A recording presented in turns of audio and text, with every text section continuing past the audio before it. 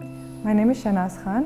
I work with victims of identity-based violence, or what are commonly called hate crimes. Identity-based violence or hate crime seems like a very easy term to understand, but it's actually quite complex. The victim is chosen because they have some shared characteristic that they share with the community or with a group of beings. So this can be their race, this can be their religion, this can be their caste, this can be their sexual identity, it can be any of these factors.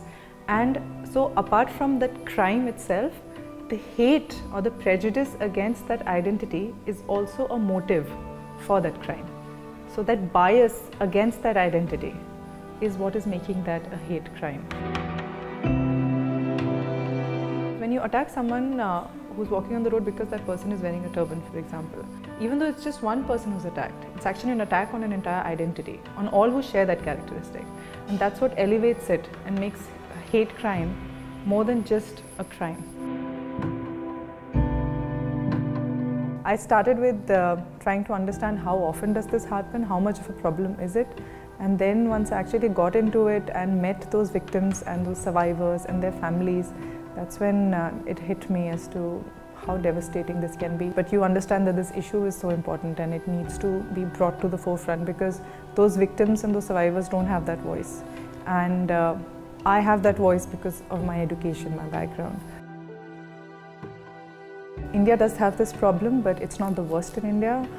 It is getting worse day by day, and that's why we need to sound the alarm bells immediately. For example, in Srinivas Kutibotla, he was an Indian engineer who was shot in US just because of his skin color.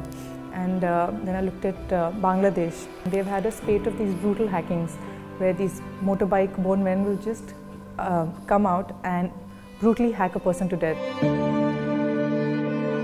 The perpetrators all come from the same mindset.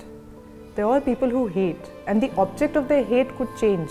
Today it's this group, tomorrow it's this group.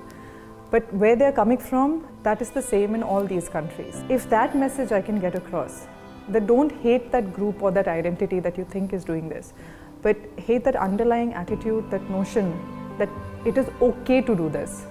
If that I can get across, then I think that would be really helpful.